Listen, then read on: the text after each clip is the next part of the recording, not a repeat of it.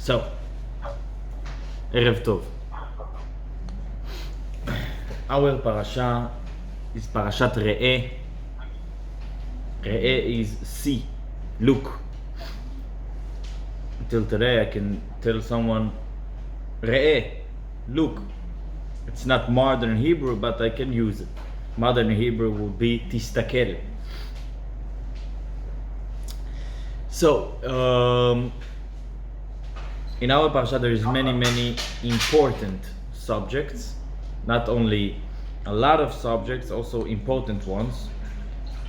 For example, what to eat and what not to eat. The signs of the food, of the meat, the kinds of the birds.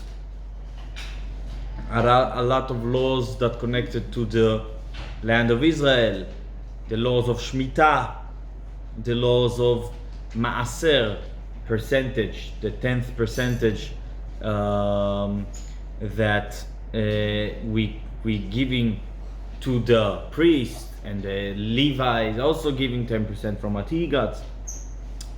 Of course, we talked, I think, that next year would be Shemitah. I talked with Abraham about that, so it's in our parasha mentioned also.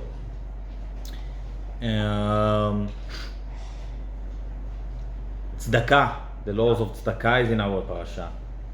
The laws of free the slave. If you for some reason, the Torah is not pro-slavery, but if you for some reason have a slave, you should he would never work for you forever. You always have a reason to go out, and how to treat a slave. Many laws. We will talk about few of them, but before the laws, the parasha starts with talking about the curses and the blessings. This is a interesting part of the Torah, and it's so interesting that there is until today people call themselves the Shomronis. Lina, you heard about the Shomronis? No. I thought maybe you. There is a group of people, they are not the originals, they are a group of people that decided that they are continuing the Shomronis. What are the Shomronis? Shomronis is a group of people that they, for many years in the time of the Second Temple, I think we can say, they were also before that they said that they are the Jews, and the Jews are not the real Jews. What their story? The story is that in our parasha we're learning that Moshe gathering the Jewish people very close to Israel in two mountains, one called Har Grizim, one called Har Eival, mountain of Eival, mountain of Grizim. And there is Moshe giving blessings and curses to the Jewish people. The curses will be given on the mountain of Eival, and the blessings on the mountain of Grizim. And the people that call themselves the Shomronis, they saying that the Torah ends there. Something like that, I'm not sure, but something like that. The Torah ends there, and this is the place that we need to build the temple. And this is it. I don't understand how it's. I didn't learn their Torah, and I'm not sure that they have one. But this is a very interesting part that Moshe stopped and gave the curses and the blessings on those mountains. And we know that we're learning how God commanding Moshe to do it. I mean, it's not a decision. Okay. So,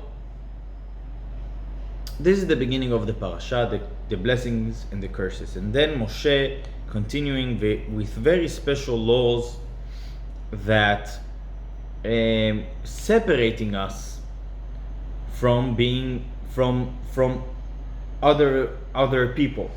For example, the laws of kosher and not kosher.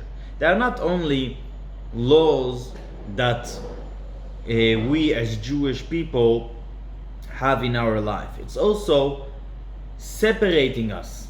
You know, you're going to a trip to Italy, you're going in the street, many restaurants of pizza and pasta, and part of the trip you cannot read the recommendation about the trip in Italy, and will not be 10, 12, 20, 200 restaurants in the trip, because you cannot, it's part of the trip. And no, I'm a Jew, I have 5 restaurants in Italy. This is it. 5. Or maybe 10. Whatever. So this is actually also separating us from being a regular person. I'm not a regular person. Of course, this is only one side of those laws, the laws of kashrut.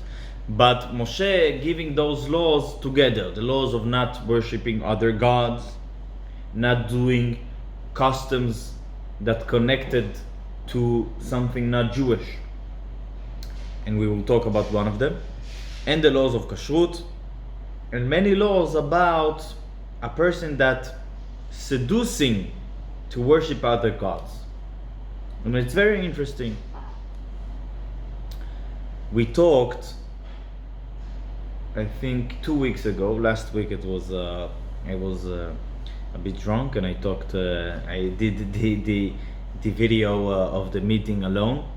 I don't know if you can see on the video, but it's in the middle of the gathering, and everybody's saying l'chaim, and I said I need to go for 20 minutes to do the.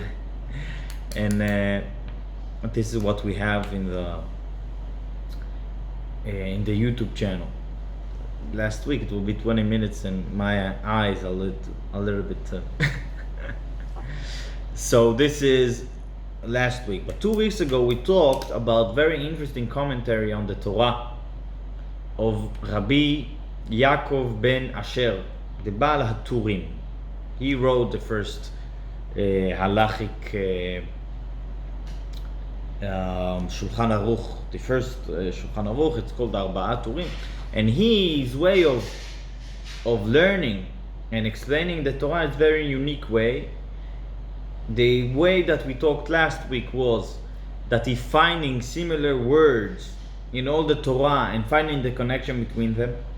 If there is one word that we have, one in the Torah, one in the prophets, and one in the Tehillim, and you would think that there is no connection between, but he find the connection, and it's very interesting and unique explanation. And he have also another way of explanation. It's about gematria. Gematria is the worth of the words, and there is a very strange explanation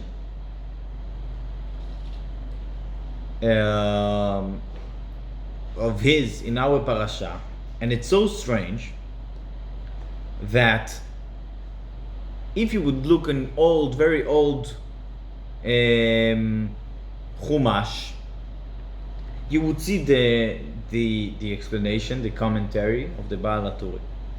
If you would see on new ones, you would look in a new Chumash, new edition, you would see that they erased it because it's so strange. I will mention it because it's interesting. The Torah in our parasha have pasuk, verse that start ki yakum bekirbecha navi. If will rise from your from inside the nation. Ki yakum, if will rise bekirbecha, inside the nation, navi, prophet. And then the story goes, if a prophet will rise, but he will not be a real prophet. He will do a person that doing miracles, but he's saying some things that are not fitting For example, he's saying that this law of the Torah, it stopped. It was true, but now it stopped. Or if he's saying about something from the Torah that it's not correct, or this is a very simple way to know if he is a true prophet. But what is the commentary of the Baal HaTurim that we had, that the strange one? The Baal HaTurim said the word bekirbecha is the same worth in Hebrew. The word bekirbecha, the same amount of zu ha'isha. This is the woman. If will rise from inner you a prophet, you should kill him and whatever, not listen to him. He taking the word bekirbecha from your people, and he said zu ha'isha, this is the woman. It's very strange. What is the meaning of this commentary? Very strange. And many I can try to. Bekirbecha is bet, it's 2, kuf it's 100, reish it's 200, so it's 302, 304, 324. זה bekirbecha. Isha it's 306. Zu it's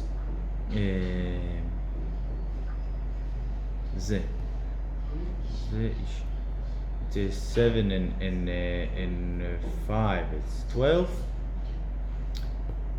324. The same. Yeah. So it's very strange commentary. I think maybe I told you this last year also, but I'm not sure. So many additions of the book of the Chumash, of the book of his commentary, erased it. It was so not understandable. But one explanation came, and it was so amazing that it's absolutely true, we can say, because it's very, very. The verse said, Ki yakum bekirbecha navi, if will rise from inner you a prophet. Bekirbecha, this is the word that he's saying, zu ha'isha. Navi. Navi is a prophet in Hebrew. So one explanation came and said, you don't understand. This is not what the Baal HaTurim wrote. This is not what he wrote. He wrote something else. But came a time that they needed to erase it from the printing of the Orach Chaim, of the Baal HaTurim. Why? Because there was the tzenzur. I'm not sure if you're familiar with this situation, but every Jewish book that was printed went through the eyes of non-Jews that spoke Hebrew, and they erased everything that not giving that not nice to the Christianity.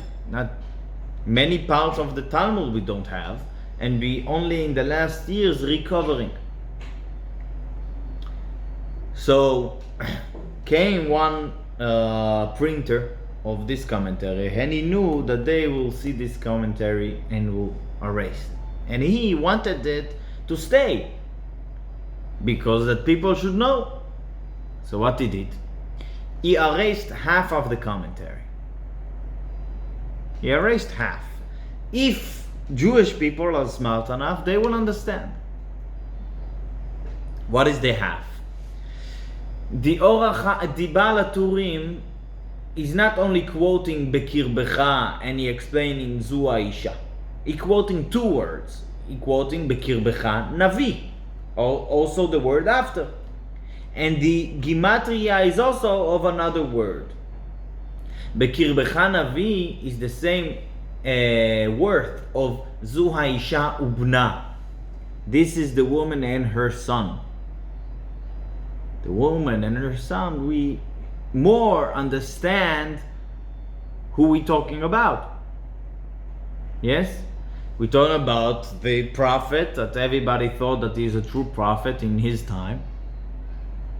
And turned out that they were against Judaism, of course. When he started, of course I'm talking about the founder of Christianity, not in his life, but after his life. But when he started, he was a Jew that started prophecies. And the Baal HaTurim actually is saying a genius explanation. When the Torah is saying Bekirbecha Navi, from inside the people, a prophet, so he's saying it's the same amount of, this is the woman and her son, the son that claimed that his mother is a special woman. So everybody claimed that his mother is a special woman, but I'm saying special in a different way. So this is the explanation of this commentary, and of course makes sense that was the story. The story was that he wanted to erase half of the commentary. Okay, this was, by the way, I hope it was understandable. Now let's talk about very interesting law that we have in our parasha. When the Torah talking about not to do customs that not Jewish, that connected to worshipping other idols, the Torah mentioning specific law, specific custom. What is the specific custom? Lo titgodedu. What is titgodedu? In modern Hebrew, lehitgoded means to make a group. When few people are sticking together, and mitgodedim. Also, not in modern Hebrew, even in the Torah's Hebrew, the Torah using this word about the tribe of Gad. Gad, the son of Jacob, one of the 12 tribes. So his blessings is Gad Gedu Degudenu. This is the word in the Torah, Gad Gedu Degudenu, and it's a very interesting verse. What is the Gedud? Yegudenu means group. In the Tzava, in the army, in the IDF, there is Gdud. Gdud, it's a battalion, I think. Battalion is group. It's Gdud. So this is one explanation of this word, but the literal explanation of the verse, Lo titgodedu, of the law, not Lo litgoded, is not the one of the nations that were there in Israel. They had a custom when a person dying, so they were so sad, they cried, and they make scars on their face and on their head, whatever, forehead and head. So that was a sign of mourning, of crying, and the Torah is talking about this specific law. Don't do it. It's not Jewish. This is the literal explanation of the law, and this is how the Rambam is saying, Lo titgodedu, do not do this custom. But the Talmud saying about this verse, Lo titgodedu, do not make yourself agudot. Don't divide the community. And this is also a law from the same words. For example, the rabbi cannot say to the synagogue, there is a very famous joke that people came to the synagogue one Shabbat, and every Shabbat it was the same. That group of people standing when there is Kaddish, and the other group sitting, and every Shabbat they fighting. Do we need to stand in Kaddish or do we need to sit in the Kaddish? So they decided that they will go to the very old member of the community, and they asked him, did we stand in the Kaddish? He said no.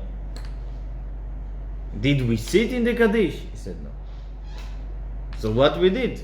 So he said, this is like exactly what we did. We fight. There is the group that stand and there is the group that sit, and we fight. So this is one community. The Rabbi cannot say of course it's not the simple law, but the Rabbi said you would sit, you would stand. There is two groups in the synagogue. No. Community need to have the same laws. Do not divide the Jewish nation. This is a law from the same words, but it's something very strange. We have in the Torah different laws that we're learning from the same word. But here it's something very strange, because the rule is that all the laws are needed to be connected. This is law connected to mourning and non-Jewish customs. And this is a law talking about uniting the people. What is the connection between the laws? So we can find connections. We can find spiritual connection. And this is what we will do today. We would find spiritual connection. The Or HaChaim, that this is one commentary in the Torah explaining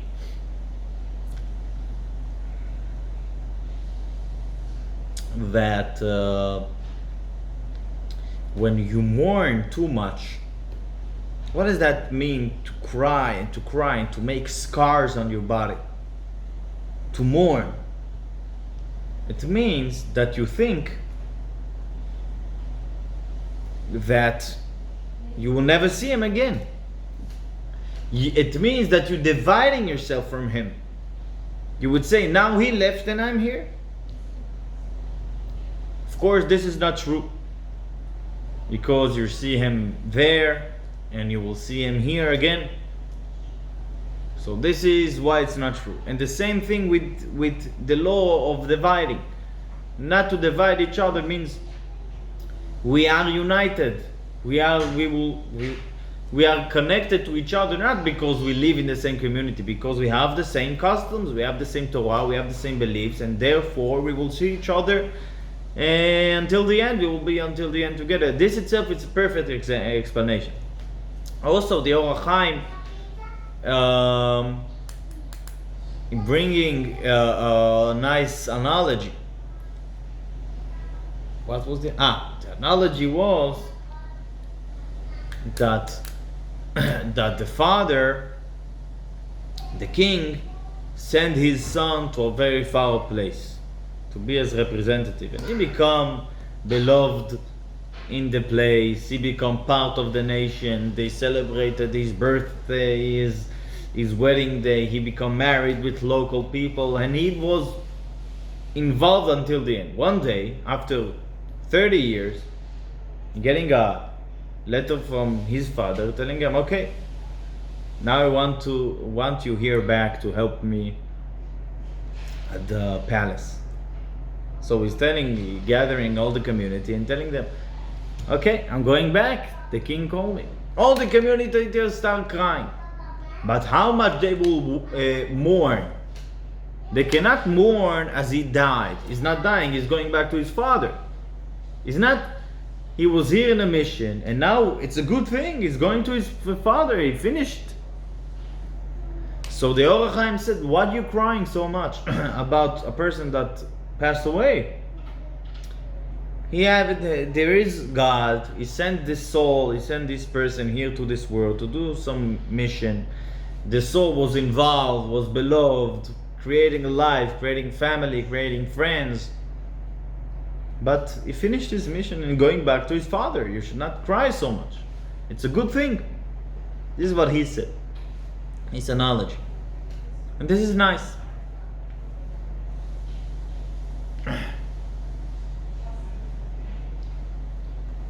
was a story about in the time, this is Jewish history also we have today. As you know, there was the time of Hasidim and Misnagdim. What was? We know that there is many of the Jews are Hasidim. Chabad is also Hasidim. What is Hasidim? Hasidim is Jews that observing the and connected to the part of the Torah that called Hasidut. It's inner side of Torah. It's an inner level. It's a more spiritual life, more joyful life, more customs of community, as the Rabbi and the Hasidim. It's all started from the Baal Shem Tov. The Baal Shem Tov was a very holy person 300 years ago. When the Baal Shem Tov started being famous, many Jews was against it. Why? Because it's new. And new, it's not good. And this is true. No, it's not good. Because our nation built on tradition. So how you can have something new and stay traditional? So it was very, very strong argument. And of course the Hasidim argument, I would say, by the way, that we are not new. We are not new. It's new that every person can connect to this level. This is true, but we are not new. But this is a different topic. That time, it was so big fight because the people that did not accept it had good reasons not to accept it. Why? Few years before that, let's say less than 100 years before that, I think, or maybe 100 years before that, there were a very, very crazy times in Jewish people in Europe, and not only in Europe. There were a person named Shabtai Tzvi. Shabtai Tzvi was a person that he gathered Jews around him, and he became very famous as a person that doing miracles and everything, and he declared himself as Mashiach, and people were sure that he was the Mashiach, and in the end he became non-Jew, and many people become non-Jew after him. So it was very from the high peak that all the world heard. You heard that the Mashiach is coming, now he's in there, and it was because Jewish people were in a terrible situation. And after that he became, and then this fall down, and was very big chaos, very, very big chaos. And after that coming this holy person Baal Shem Tov, also famous doing miracles, also gathering and saying new things. So we're not accepting this. Of course they were mistaken, because the Baal Shem Tov was true and the Shabtai Tzvi was not true. How we know? Because from the Baal Shem Tov become more people that learning more, and more people that doing more mitzvot, not less, God forbid. So that story was that in the time of the Alter Rebbe, he was a bit after the Baal Shem Tov. He was one of the Jewish Hasidic leaders. So he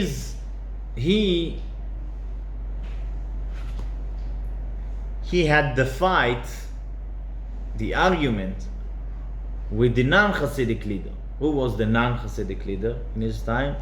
The Gaon from Vilna, the genius from Vilna. We know Vilna, our neighbor.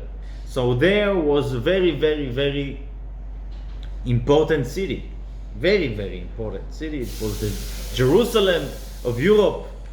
Very, very big amount of scholars and Torah learners, and he was the genius from Vilna. He was the biggest rabbi in his time, not only in non-Hasidic communities, also in Hasidic communities. He was a very important person. He was against Hasidism. Of course, what was the main argument? We don't know what is this. We don't know what is this. After a few generations that we know that people religious, learning, observing, so it's not argument anymore. And the story was that they wanted to do cherem. What is cherem? Cherem, you know what is it, Avraham? I don't hear you, so you started saying something. I know, but I don't remember.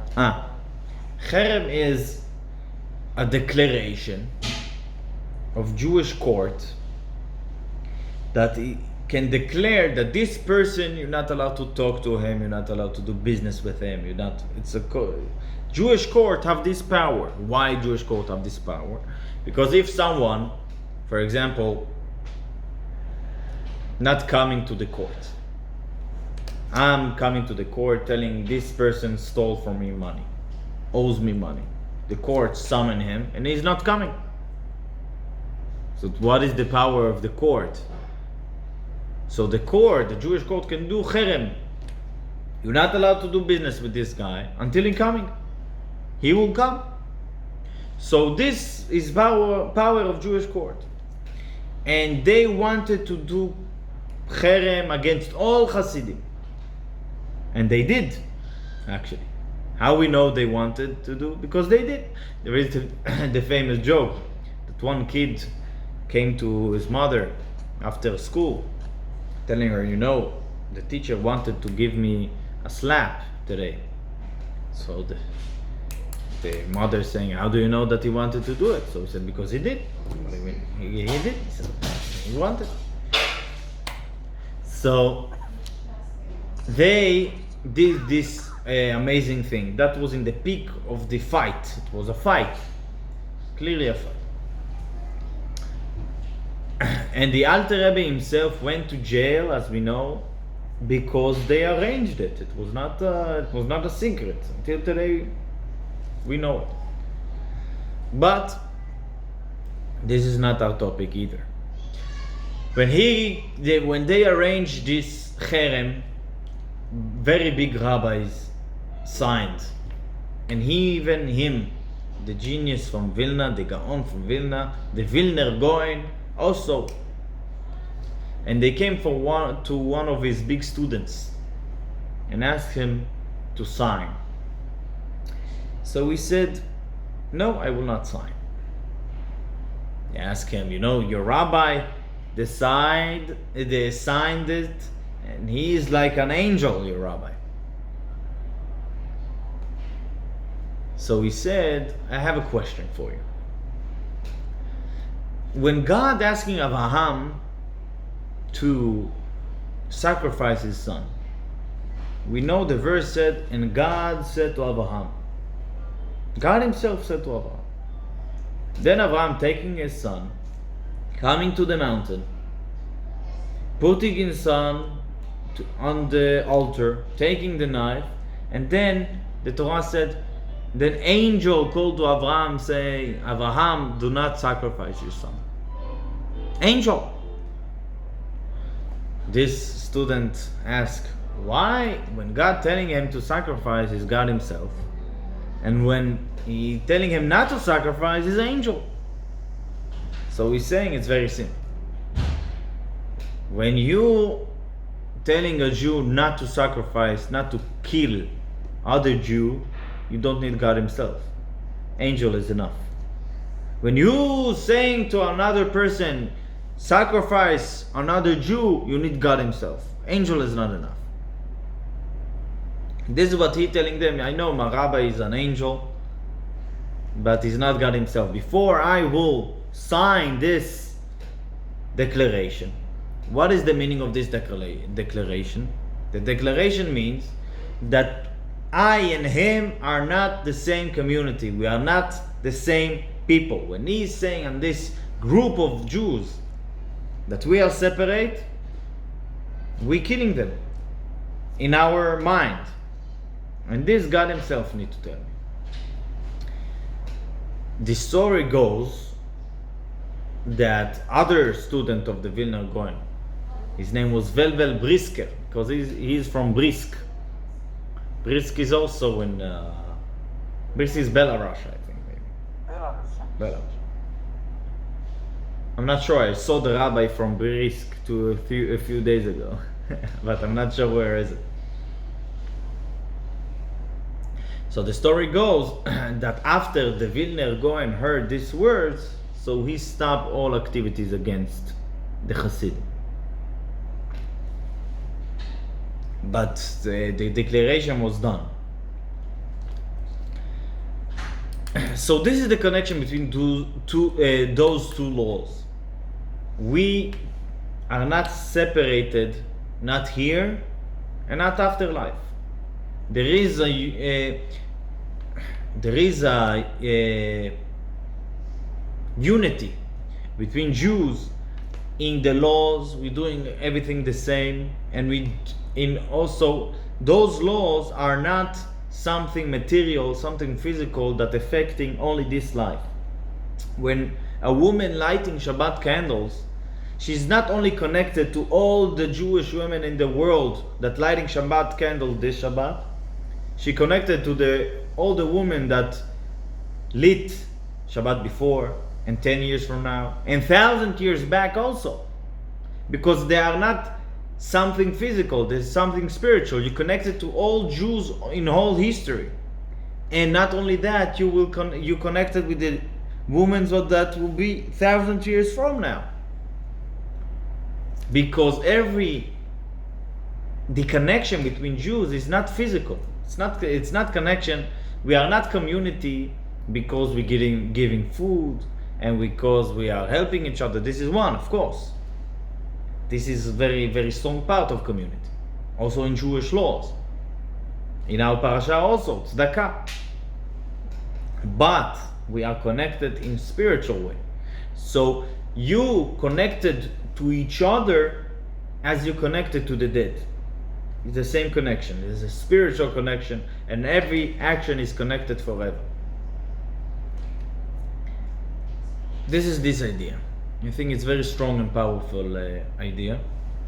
There was, when the New York Times when it started 2000, 21 years ago, so the paper of the 1st of January 2000, they add how you call it, another version of the paper, 2100, just for how it will look like 100 years ago from now.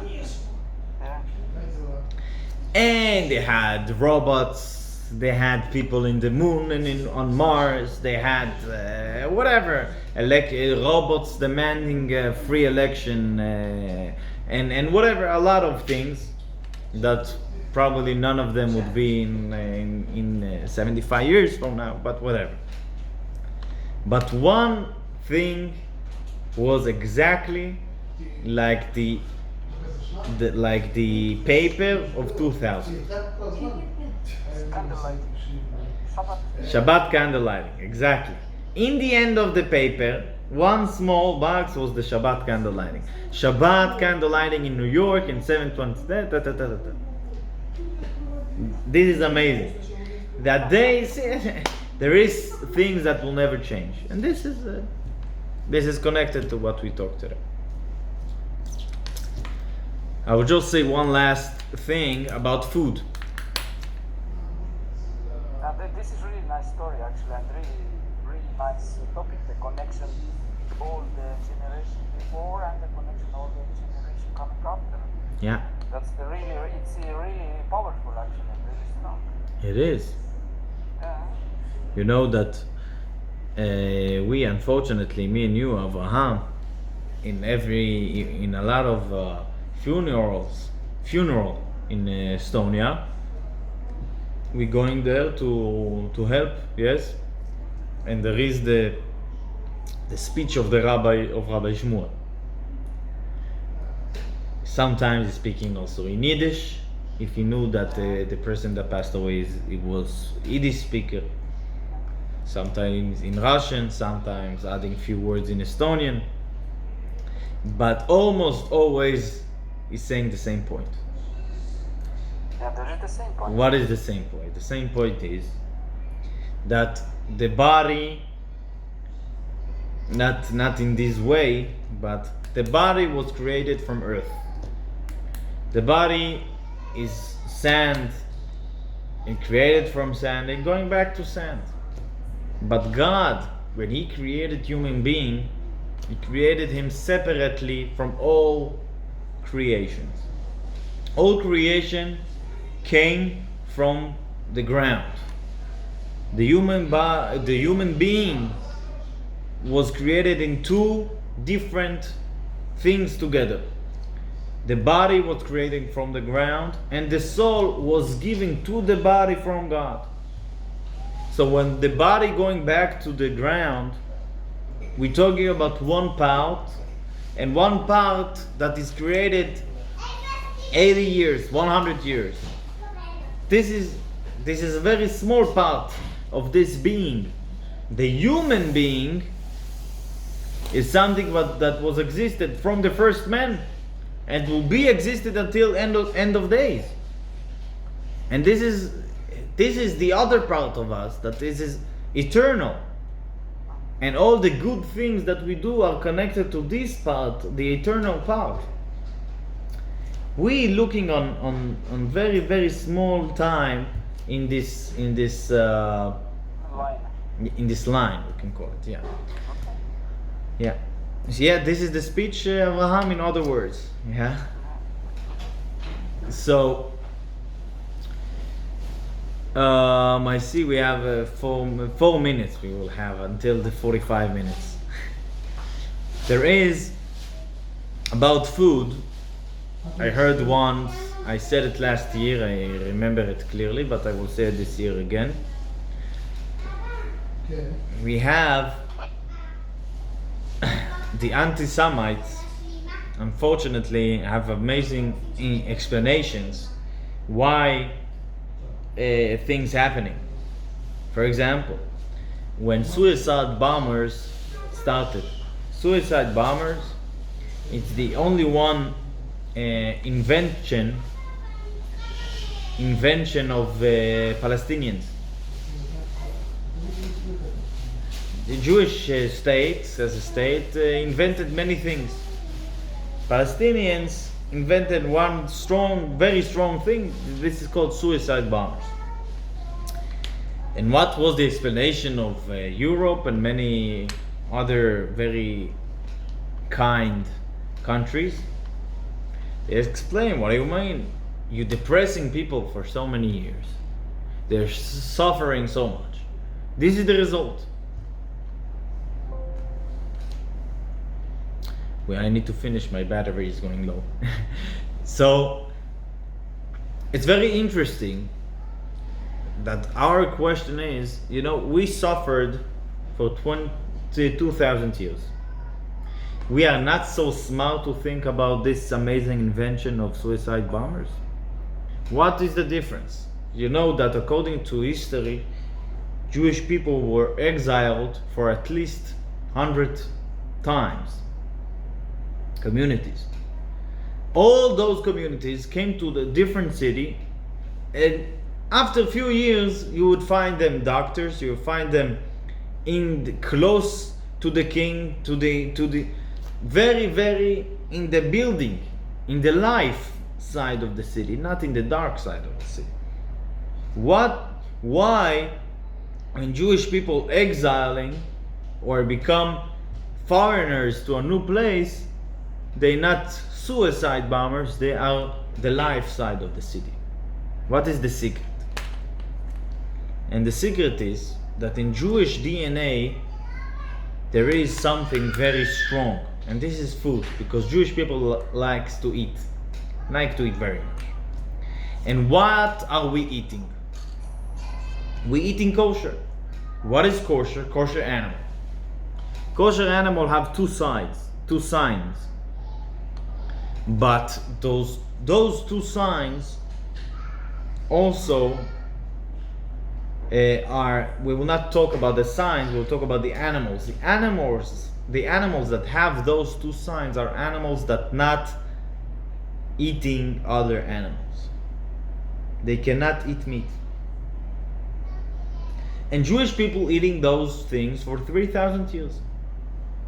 We don't have in our DNA animals that eat other animals. All our animals eating grains.